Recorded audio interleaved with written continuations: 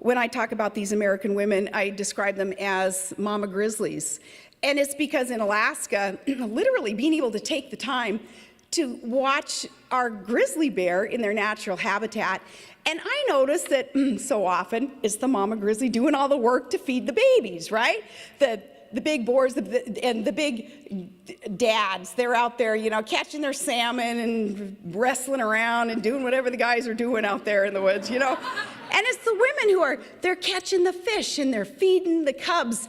And they're the ones, if any threat comes towards them, towards their cubs, they rise up on their hind legs and they slap away that threat.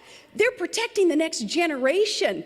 And that's exactly what these mama grizzlies are doing, protecting the next generation of Americans, knowing what it takes to slap back that threat. The threats to that next generation in our case is this debt, $17 trillion in debt that we're handing to our kids and our grandkids. That's unethical, it's immoral, it's impossible to pay back.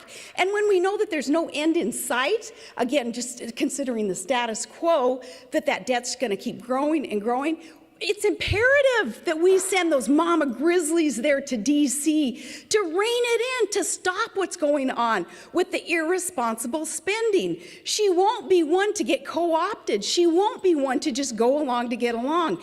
That's what we needed. And it's not just that debt. It's the annual practice of the deficit spending. It's things like Obamacare, government thinking that they can mandate to us what we have to buy. Since when? That's unconstitutional. And yet, government thinking that they can tell us what to purchase. And if you notice, you're not hearing enough, I think, from candidates talking about, remember the old campaign promises of just a couple of years ago? We were going to repeal it, right? Well, we had the opportunity to at least unfund big chunks of Obamacare, slow it down, then be able to stop it.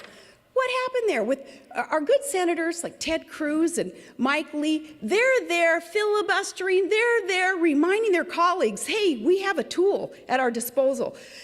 According to the Constitution, it's we, the lawmakers, they have the power of the purse. Let's unfund some of this stuff.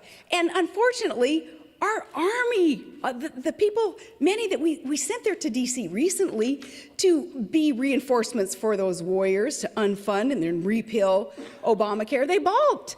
They decided, oh, you know, it's a tough battle. We better keep our powder dry and we'll take on the next battle. Well, there always is a next battle. Let's take care of the ones that are in front of us right now that are so imperative. So we need those who will be part of that army that we're sending to DC to fight for the people's will. In this case, it's something like actually repealing Obamacare.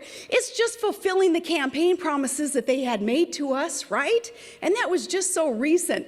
So we know, we have the faith in Joni that she is one who won't be co-opted into kind of that laissez-faire type of exercise in the Senate, where when she sees that she has an opportunity to fulfill a campaign promise, do what she knows the people want her to do, she's going to do it. And she's got that track record that has proven that.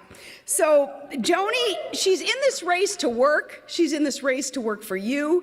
I love that she is unpretentious and humble about all of this. You know, it's going to take people out there campaigning for her to brag her up, because she's not going to do that herself. That's within her character is a wonderful humbleness, absolute passion, knowing that she's running for the right reasons and with the servant's heart. But when it comes to actually like letting the press know how good she is, what it is that she has to offer this nation and what her family has to offer, it's going to be up to you all to make sure that the rest of Iowa understands what you have in her.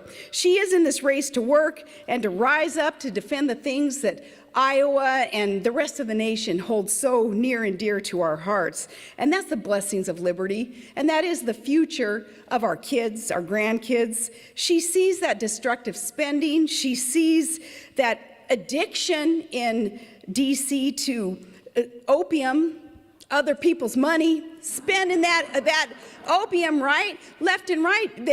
It's like, man, they have, it's such short-sighted thinking there in DC. Well, she, as a mom, as a soldier, as a hard-working farmer. She knows that you have to look long term. She knows that, she'll be able to, we all will be able to reap a harvest that is sown today. So she, one who grew up castrating hogs, she will know just how to make the big spending piggies there squill, and that is what we need.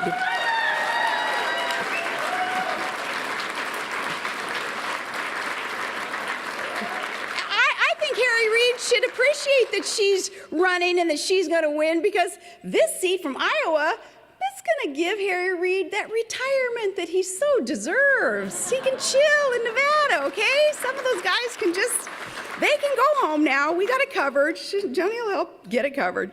So really, it is with heels on the ground, gloves are off. That's what we need. Time is short. We don't need a whole lot of touchy-feely, compassionate kumbaya singing around the campfire when it comes to these campaigns. We need the fighters. We need you all to fight for the right folks that we need in D.C. No question about it. Joni Ernst is that person.